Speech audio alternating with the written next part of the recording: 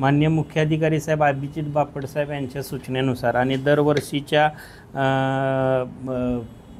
मान्सूनपूर्व कालावधीत वादळी वाऱ्यामुळे आणि पावसामुळे होर्डिंग्ज कोसळून होणाऱ्या दुर्घटनामुळे जीवित व वित्तहानी टाळण्यासाठी सातारा नगरपालिकेच्या अतिक्रमण विभागामार्फत सातारा शहरातील विविध अशा होर्डिंग संस्थांना एक 38 ॲडव्हर्टायझर्स कंपनींना आम्ही नोटिसा दिलेल्या आहेत।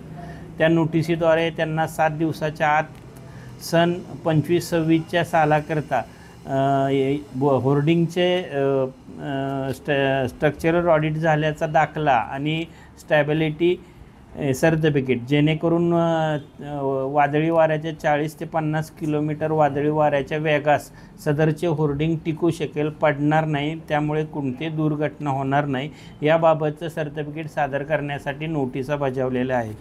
त्या नोटिसांचं तसंच जाहीर सूचनासुद्धा आम्ही सातारा शहरातील वृत्तपत्रामध्ये प्रसिद्ध करून प्रसिद्धी दिलेली आहे।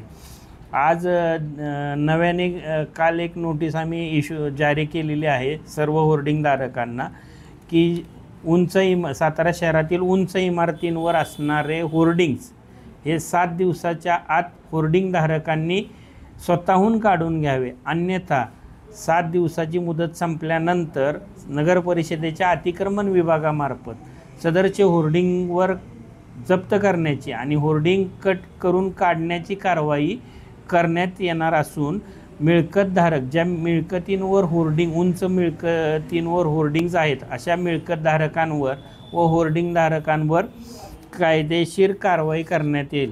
त्यानुसार तशा सूचना आम्हाला प्राप्त झालेल्या आहेत। माननीय जिल्हाधिकारी यांच्याकडील आदेश दिनांक 8/5चा आदेश देखील आम्हाला प्राप्त आहे। त्यानुसार त्यापूर्वीच आपण सातारा नगर परिषदेने होर्डिंगधारकांना सूचित करून धोकादायक होर्डिंग्ज तात्काळ उतरून घेण्याच्या व संभाव्य धोका टाळण्याच्या दृष्टिकोनातून स्वतःहून होर्डिंग उतरावेत बाबतच्या नोटिसा जारी केलेल्या आहेत।